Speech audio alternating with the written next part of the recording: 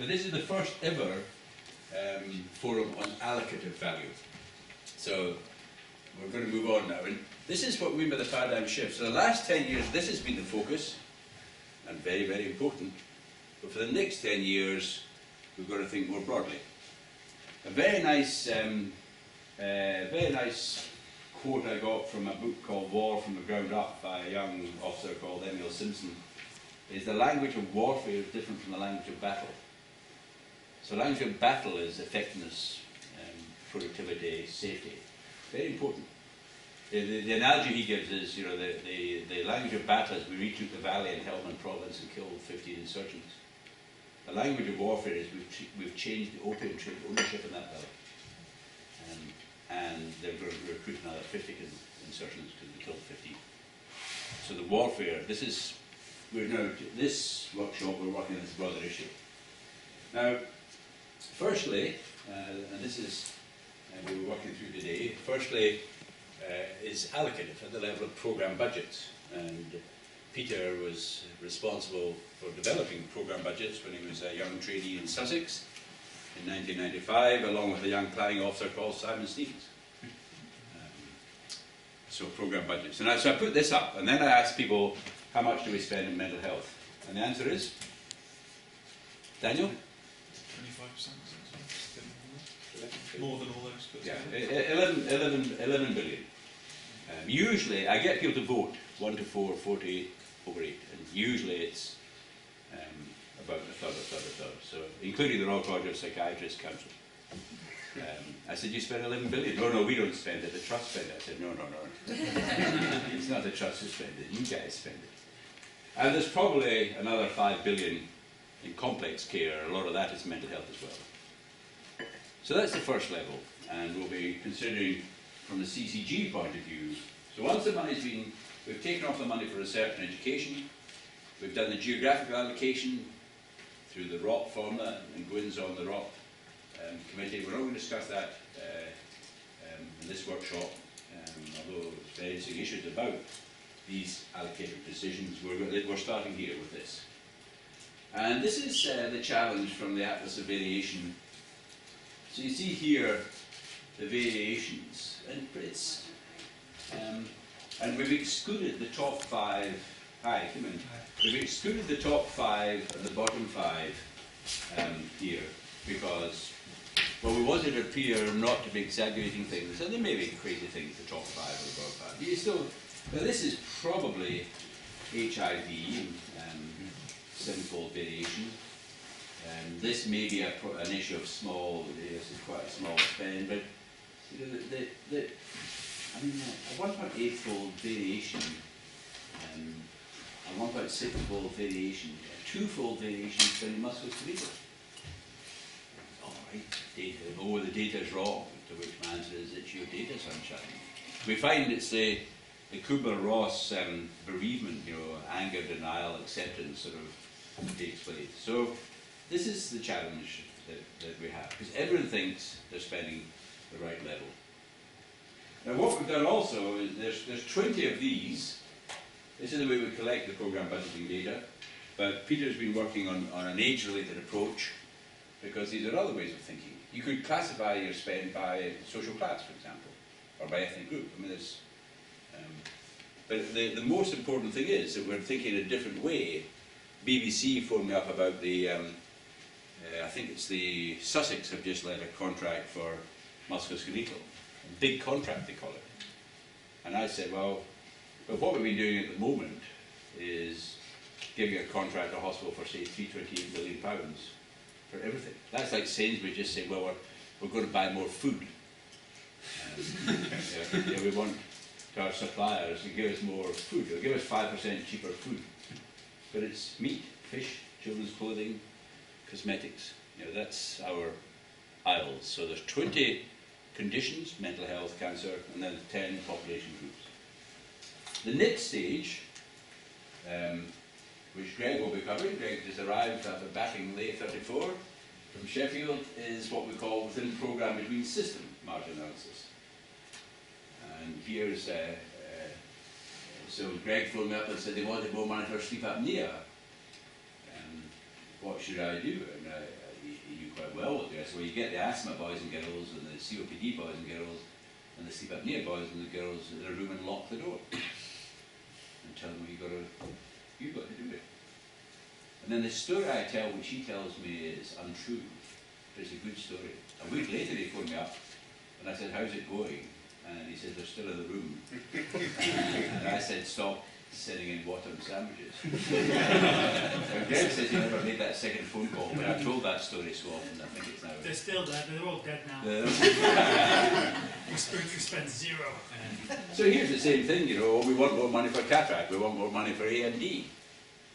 And this is the Royal National Institute for the Blind as well. The patient organisation, oh yeah, give us more money, the population's aging. Well, that affects everything apart from paediatrics. Go away. Well, we're below average. And with Matthew Cripps, we've been thinking, well, but who said the average is right? The average is the average. And the language you've used is at this point, people get uneasy about single conditions. And I say, well, we're also dealing with complexity.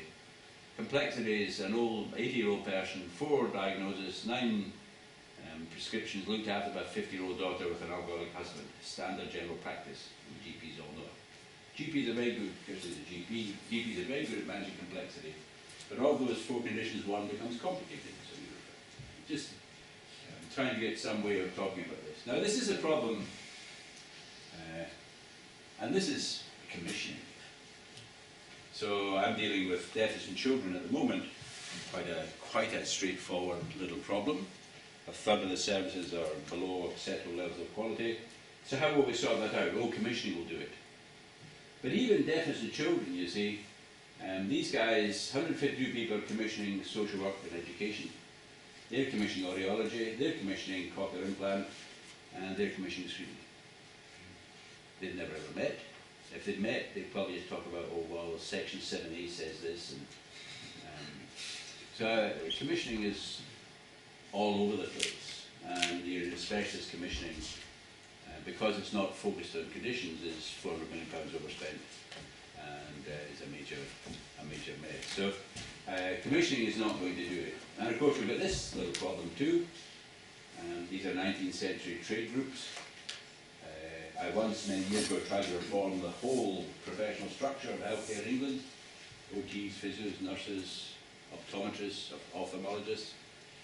I wasn't making very much progress, and then I read there's one rule of war. You know the one rule of war? Never invade Russia. You have to identify what's completely impossible. It will be a massive waste of resources. So we're stuck with OTs, physios, nurses, doctors, pharmacists. There's no point in. So what do? We try and regulate them, and these are the 3 types of bureaucracy. But our line now is bureaucracies are linear organisations, and it's a complex challenge. This is one of late Kieran Sweeney's definition. For complexity, you have to have a complex adaptive system. With linear organisations are very good for things like, you send me your CV, I interview you, I'll give you a contract, you send me your mileage allowance, I pay you your mileage. That's a linear task. And most of healthcare is much more complex than that. So when we've got systems, projects going for, say, services for homeless people, which is probably the most complex thing we're tackling at the moment. So instead of this again, think of you as a bunch of clinicians, this is the line, this is what it looks like. Some health problems don't have 5 boxes. Asthma, for example, is 4 boxes, they're not super speculative care. And this is what a system looks like. And this will be the work covered in Greg's workshop. So, objectives, criteria, standards. Objectives, criteria, standards. And we called this, and this has been adopted by population healthcare, and I'm trying to get it into Simon Stevens' 5-year plan, population healthcare. And this is healthcare focused on a symptom, such as pelvic pain, or conditions such as rheumatoid arthritis, or a population subgroup, such as elderly frail people, or teenagers, or children with complex needs. Now you have to have bureaucracies and specialties and technologies, but it is what Andy Grove at Intel calls a hybrid organisation. So we know what the need is pound, what we spend in every health centre, but we don't know what the need is 100 million, what we spend in epilepsy. So surely we need to have both.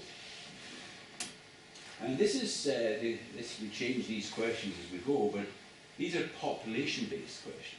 So quality is an institutional characteristic and values a population characteristic. Now, when we look at the technical efficiency, and this will be, Greg, I've announced next year's forum,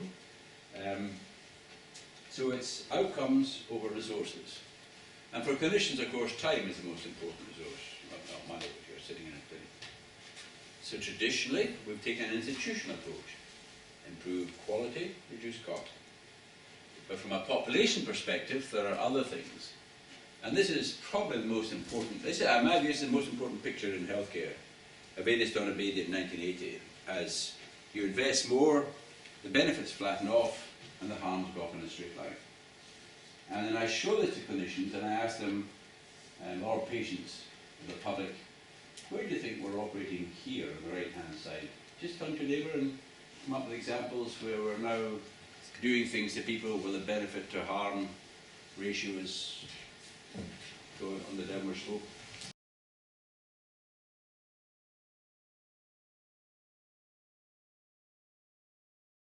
But I haven't seen, this is a very powerful picture, and I haven't seen a clinician who's seen it. It's just not a thing we do, but it's a very powerful picture. And here's a, then this is what Gwyn will cover. So the next stage is to think about within system marginal analysis. We'll move on to that in a couple of minutes. Then are you seeing the right patients? So you may be doing 1,000 hips of very high quality, but are you seeing the right people? Well, we know from the atlas of variation that hip replacement in deprived populations is much lower than hip replacement in wealthy populations. So are you seeing the right patients? And then finally, and we'll cover this tomorrow or later on today, innovation. Are you seeing, if you want innovation, and we do want innovation, you have to fund it by reducing some of the others. So these are new approaches to technical efficiency. And then finally, before passing on to Gwyn, personalised value, and we've got our forum plan on this. And one of our lines is that personalised value is the other side of the coin from population value. And this is the diagram we've used over the years for evidence-based medicine. And we did describe, it's 20 years since we set up the centre here, we did describe evidence-based medicine in this way.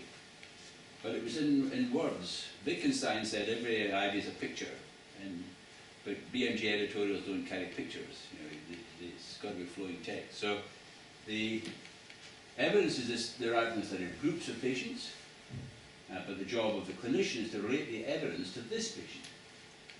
The randomized controlled trials about people who only have heart failure have to relate to the fact that most people with heart failure have lots of other things too. And then this has related to this. And still, clinicians do this better than computerized decision support, with a very few exceptions, like risk assessment and antenatal screening, where no one can do the math, so we use it. But usually clinicians are better, but we have to give patients time to reflect. Now the last picture, before we move on to Gwyn, this is one we're using a lot now, and this is the personalised side of the Donabadian curve. So as you do more interventions, you offer care to different groups of people, different individuals. So the maximum benefit they'll receive reduces, but the probability and amount of harm is constant. You see, the two languages, this is our language, the population language, and this is the clinical language. And again, these languages, you see, that's why we've given you the glossary. I think what we should do is we'll give you the Kindle version of the glossary too. Because you see, some guys invented this. Robert Brooks and Rand invented this, but now there's quite a lot of papers on futility. And this is a different sort of language. So, and it's cataract, I think you mentioned. So when we started cataract, it was terrific, you know. People were housebound, but as we're doing more and more cataract operations, we're now operating people with this sort of probability of harm. And I met a surgeon who just finished fixing the eyes of somebody who had both cataracts done, and they'd gone wrong, and he was a 50-year-old plumber. and they'll be picked up at private sector screening. At this point, if you were ophthalmologists and optometrists, I would do this. And what would you think? Do you think that bastard hasn't had his eyes tested? He'd recognise this as Primark ladies £2.50. Because, you know, I'm nervous about getting my eyes tested. Get, oh, bit of cataract in there. I'm on the waiting list. Cataract, I've got cataract. Oh my God. Better get it done. I'll get it done. 1 in 1,000 go wrong. Well, 1 in 1,000, what's that? My experience in screening was you would show people information about the risks of screening, and they'd say, well, yeah, that's fine. But if it didn't turn out as they expected, they say you didn't give enough information. It's very hard to evaluate people's information in that way. That, people are sort of optimistic, they don't want to think of the downside. So personalised value is the other side of the coin from population. So we're very interested in the individual, and that will come up as we go through the workshops. But this focus is primarily on allocative.